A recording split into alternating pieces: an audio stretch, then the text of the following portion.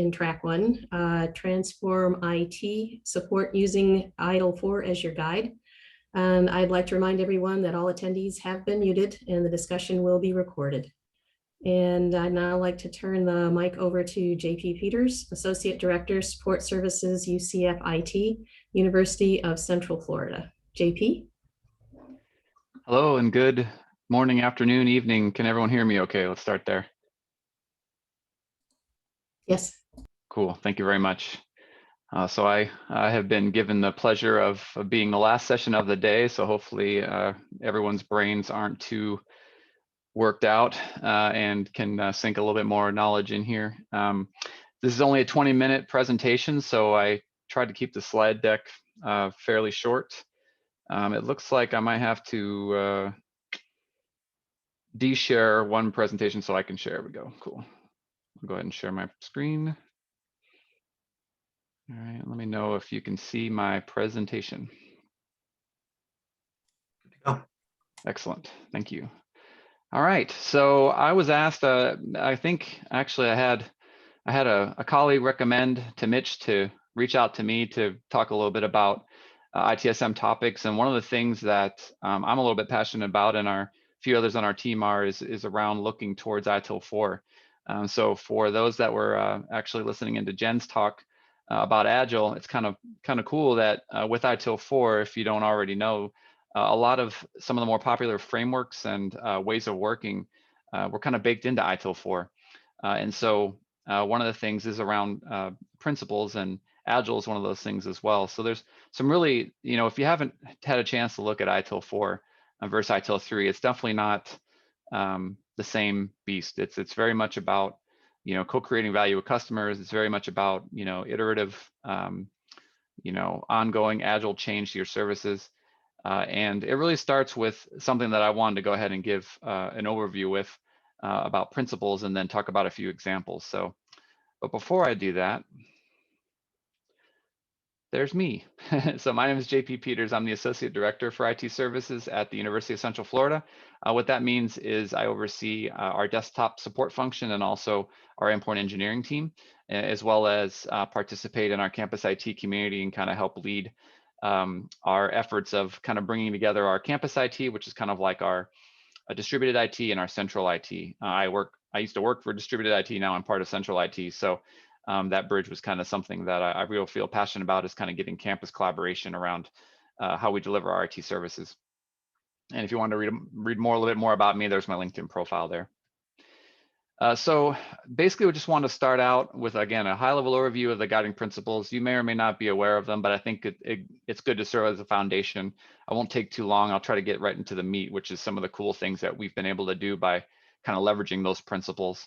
And then I'm hoping that I have a little bit of time for Q&A, or at least, can reach out and get some questions answered if there any of that pop up in the time that I have. So I'll try to breeze through some of these slides here. So starting out, now this is a lot to take in on one slide. I'll start there, but I figured this was a good screenshotable slide. So if you wanted to take a snapshot of it and kind of reference it later, it's a really good, to me, when I talk about the guiding principles to someone, I actually gave a presentation, Mitch knows this, to our CIO, who's very familiar with ITIL 3, but not very familiar with ITIL 4.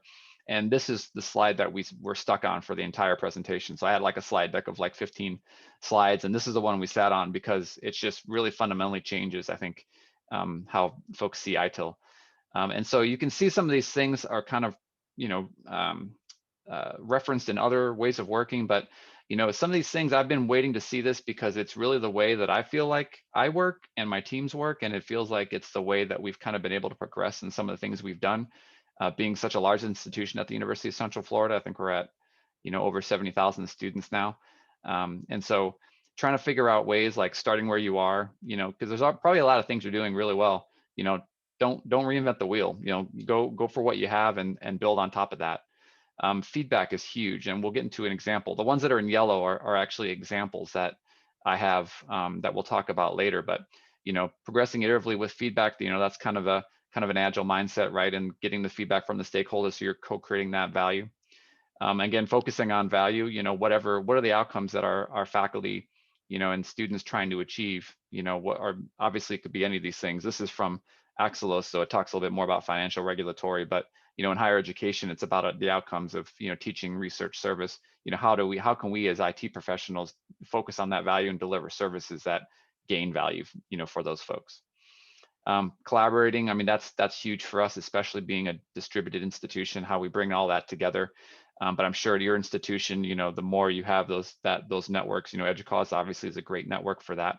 I've gotten so much, out of working with EDUCAUSE and the folks within it to bring things back to my institution, bringing the customer along here as well, and having that, communication is important.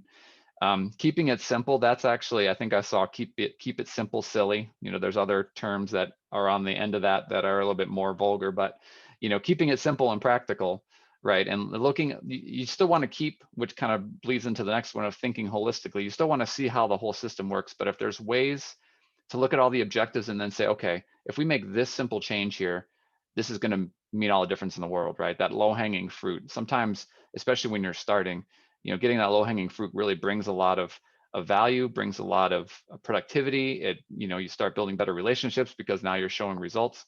And keeping it simple, to me, it helps, kind of move that forward and get you through, and progress.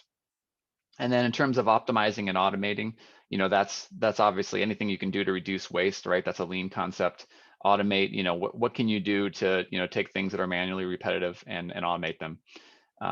And just kind of looking at these principles and applying them in different ways in everything you do, in the job, at least, for me, has really helped, I think, as a leader, helped kind of build and send a message. But then day to day, it's just one of those things you just keep in the back of your mind of, okay, how can I, what can I do here to move this forward? Oh, I can collaborate with this group and make this happen. So we'll talk about, again, a few examples, and I'm going to get right into it. Here's one of the examples that we did. So in the very beginning of UCF IT, which kind of take a step back here, in 2015, we had basically an initiative on campus to try to, I guess you could say, defederate our IT at UCF.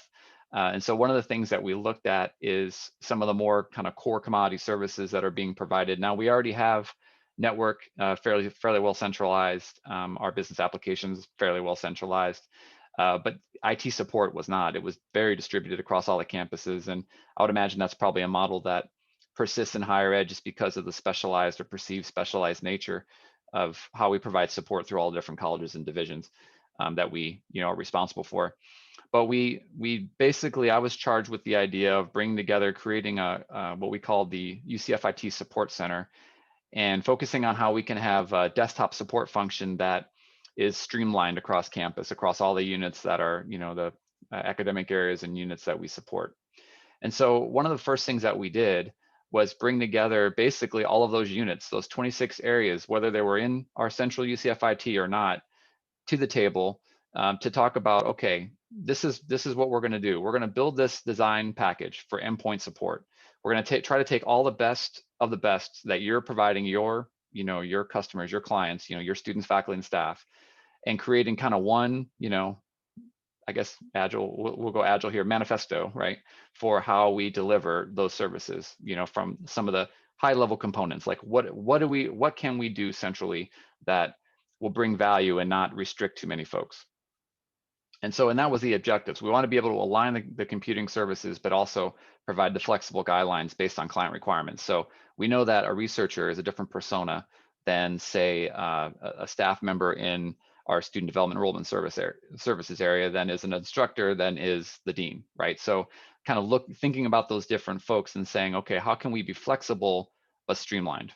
And this took, again, 26 areas. I think we had, probably overall over 100 people from all areas of support kind of contribute and put this together. And, as a document that, we basically have that shows some things around how we support our devices, how we support software, what that life cycle looks like, how we elevate privileges for administrative rights is another area, how we give access for file, print, and network. So just some common basic things that, everyone has to do in their areas. But the cool thing about it was we collaborated, right? We brought everyone together. We created this document that I think would not have been as successful as it was without that collaboration. And then we just continually talked about it. So promoting visibility was reaching out and getting faculty feedback. Does this work for you? Of course, we had to take this bite-sized chunk it a little bit because it's a pretty long document. I think you see 43 pages. So we had to take it and sort of take bits and pieces out and kind of had that conversation with a dean where it comes down to whatever we're supporting there. Here's what a life cycle looks like for your area, over 5 years.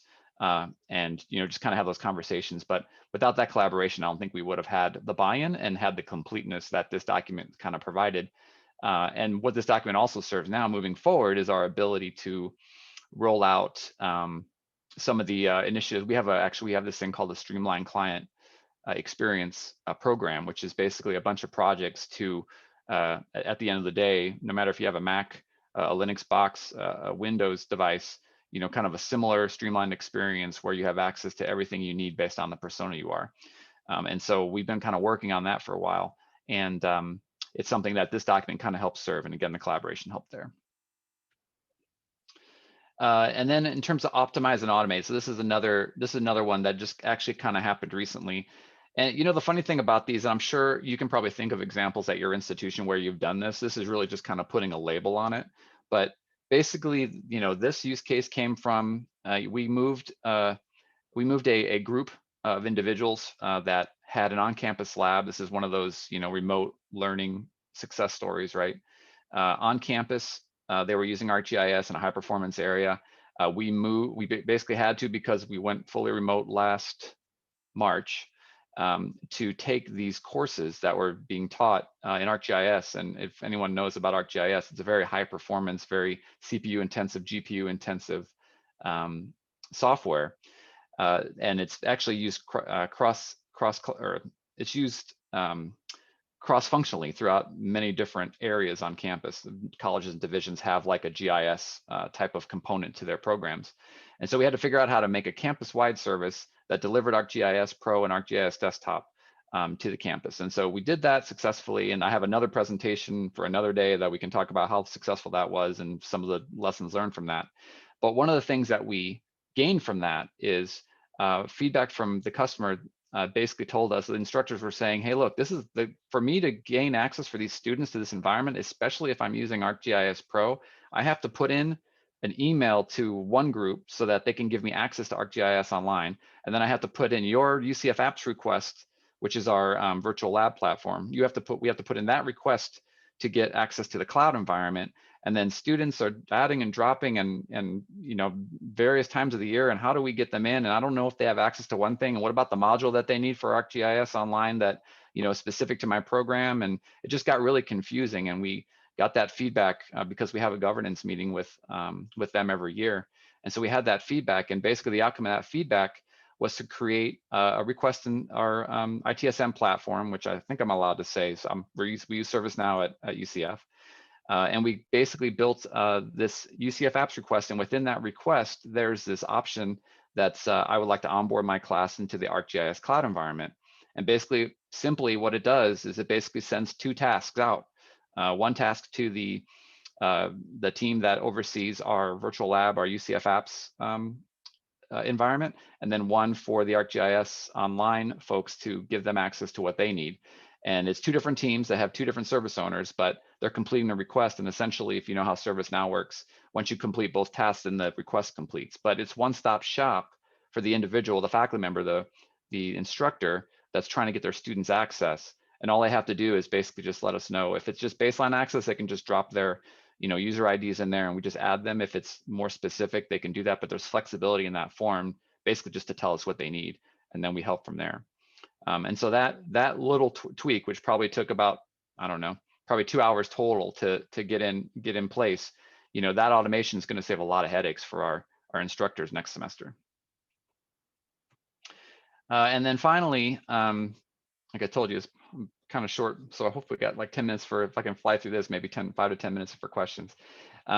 Finally, this is another example of what we did. So I told you about everyone coming together in terms of our desktop support. And basically what that meant was there's essentially 12, anywhere between 12 and 16 service desks that were coming in, different sizes, different shapes, but different basically support areas that I kind of ingested as part of being this new role in the IT support center. So one of the things we really wanted to do is try to create less confusion for our faculty and our students and our staff by creating kind of one single point of service. And so that's a challenge, right? We can't just pull everyone's, access, however they've been doing it before, right? We talked about, I know students are using chatbots and chat, and faculty are using email, and some people still call, and other people are trying to pull ties around when they're running around and walk up support, try to get support and service. So we can't disrupt that model completely because we'd have a revolt on our hands, right? So we tried to do it in kind of an iterative way, and we try to keep it as simple as possible. So if you look at this kind of workflow here, the first thing that we did was we said, okay, and this is all in ServiceNow. We basically said, okay, we have to have it working where, because we didn't have this working when I first started, we have to have it working where if an email comes into ServiceNow, we can route it to a group based on who, the group that, or the business unit that group supports, right? So we got that working. And then the next step was, okay, what about if they're from the College of Arts and Humanities? And I've basically on the back end, I developed this model for zones across campus, and each zone had multiple business units they supported. So for example, Zone 4 supported our College of Arts and Humanities, our College of Undergraduate Studies, and our College of Education, right? And so College of Arts and Humanities had a different support email, as you can imagine, from the College of Education. And so Tech was their email. So we basically worked to take all of those emails, and here's just an example of a few of them, but routing them based on how they send their email through to that right zone, so that it's not going to be the situation where, if Jacob is supporting CAH, the day before the change, Jacob and his team is still supporting CAH the day after that. But, basically, and there's transparency to the faculty member, right? The faculty member still sends the email to CAH Tech and it still gets to the right team that helps them. But now we're doing it in a way where it's basically, they can use that. And now we have one single pane of glass using ServiceNow to, manage all the tickets and work with the different assignment groups and things like that, and get metrics and data and all those great things that our leadership loves to see in terms of how we're delivering our services. And so over time we did that, and that worked well for a while. But then later we went to our IT support at ucf.edu email. We actually had that in place day one because there were, believe it or not, some units that didn't have email as a support method. It was basically, we had our honors college, it was one building, and essentially if someone needed, that's the tie pulling thing, right? If someone needed support, they would just walk up and pull the tie of the IT person that was sitting at the desk to help them. And so we created an IT support email, which eventually became the email for all support, to help those folks that initially didn't have email. But then later on, we were able to do different types of routing based on logic of their home department using our ERP to route them to the same place that those organizational IDs, individual support emails were routing. So over time, we basically used IT support. And again, that was the only change, just to say, hey, by the way, y'all, you can use IT support at UCF.edu. It's one email address. It's in every classroom. It's in all the literature that we have, and you shouldn't have any burdens to support. And I mean, there were some hiccups here and there, but it was something that, over time, it actually worked, and it was helpful, and it was probably less of a Band-Aid to rip off because we progressed iteratively. So anyway, those are 3 examples that I had in terms of how we did some of the things we did. And I think I have a few minutes, but it looks like we have some questions. So you got 3 minutes, so definitely okay. Time for questions. Sounds good. Let me see which ones. I'm not sure if any of these questions are. I'm looking at time. I think they're referring to older sessions, but I think it's fabulous that you are using ITIL 4 and some of the concepts to bridge maybe some teams into bringing them into, slowly starting bringing ITIL 4. So a question that I have for you is, if you're looking to go down the road of moving from an ITIL v3 shop, and most people are probably still heavily invested in v3, what would you recommend moving? How would you recommend moving, slowly starting to move them into 4? Mm-hmm. Well, I mean, I think one of the things is, you start where you are, right? I mean, that's what the ITIL 4 guiding principle is. So don't feel like you have to throw away any of the existing stuff you're doing. ITIL 3, I mean, it is the previous generation, so there is a lot of things you don't have to undo. I would say the first thing that I would start is that your folks that are kind of your service owners, or the primary folks that are in your group, your ITSM, your service management office, if they haven't been, just gone through the basic ITIL 4 foundation, just to kind of get an idea of the differences between the two, I think that's always helpful, because it really is a change. For me, it was an aha moment, because I went through ITIL 3 and I'm just not as process driven as folks that maybe doing this for a living. I'm sure a lot of folks on this call right now. I'm really more about the value and very much a client facing kind of side of things, and this just really filled a gap for me. So I would say that just getting exposed and understanding the differences between ITIL 3 and 4 starts with getting the foundation for ITIL 3, or sorry, ITIL 4. And then, think about some of the initiatives that maybe, that take longer than they are, or if there's anything in, apply some of the principles that are part of these sort of other, ITIL 4 doesn't pretend to say, we own lean or we own agile. They're actually kind of bringing it all together. So I would say, lean on, some of the things that, lean, agile, and some of those ideas of, okay, what are things we can do to automate the simple things that may be frustrating for our customers, and look at some of those low-hanging fruit. Yeah, I was going back to what Jen had said in her last session about, it's not, I'll paraphrase because I can't find her exact term, but she was basically saying, the agile framework is to help enable safer, faster changes. It's not meant to prevent changes from happening. So I thought that was a great way of looking at it. It's to enable your ITIL processes to do better practices. So, all right, well, we're over. I want to thank everyone for attending today. I really appreciate you helping to make this event successful. Recordings will be made available within 5 business days. Yeah, go ahead. I'll take the screen back here. So yeah, so thank you for attending. Recordings will be available within 5 business days. Will be posted online. They'll be accessible through the event page, and then after that, they'll be archived on the ITSM website. A link to a survey will be sent out, emailed out to the attendees. Please be sure to take that. It's going to be important feedback for events going forward. If you liked what happened today, if you like the content, if you like the format, we want to hear back. If we have some areas to improve in, we want to hear about that as well. We're going to give this feedback back to EDUCAUSE and to some other of our vendors. Don't worry, it's completely anonymous. We just want to make sure that we're providing the right content and the right format to meet your needs. Stay tuned, of course, for more ITSM events in the future. The ITSM community group is planning a lot of content for the fall, so we have a lot to look forward to. I want to thank our partnering CGs, project management, cloud. I'm probably forgetting a few, but a number of CGs partnered on this event to make it really successful. Coalesce, wonderful partners, event planning, and of course our vendor sponsors for contributing financially and to the presentations.